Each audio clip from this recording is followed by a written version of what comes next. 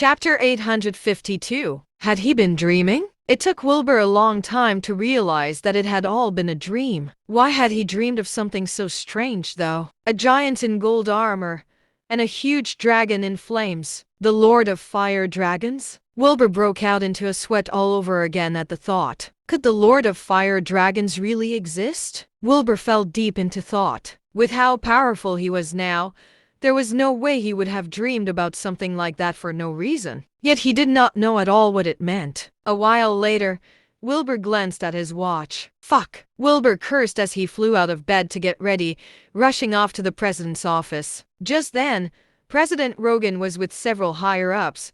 They were receiving Mr. Homer Claft, the Dasha embassy representative, clinking glasses of champagne while they chatted. There were also dozens of Dasha businessmen present, talking about what Trevor Penn had achieved. The president's office was buzzing with discussion. No one knew who Trevor was, only that he was from Dasha and had helped a great deal during the Lars Harriet incident. Trevor was the star of today, but he had yet to show up. The event started at noon, and it was honestly a bit too much to be flaking on the president. Hannah sat to the side as well, swirling her glass of champagne as she waited silently. She was curious about Trevor as well and respected him greatly. Here were even things that she was hopeful and excited about, making her fidget more than usual. Miss Toa, I hear that Ever's foreign trade's been receiving a lot of great treatment from the president's office.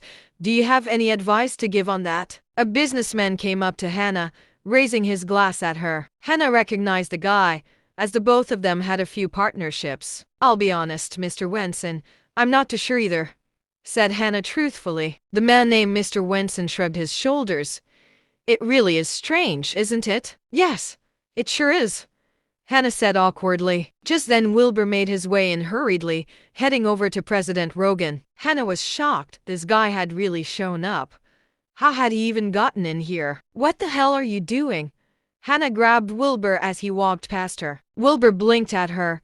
I'm here to see President Rogan. Are you out of your mind? That's the bloody president. How did you even get in here? Did you gen an invite? Hannah whisper shouted. And who is this? Mr. Wenson asked curiously. Hannah huffed impatiently. He's my work partner. Oh, I see. Well, don't let him make a fool out of himself. Mr. Wenson frowned.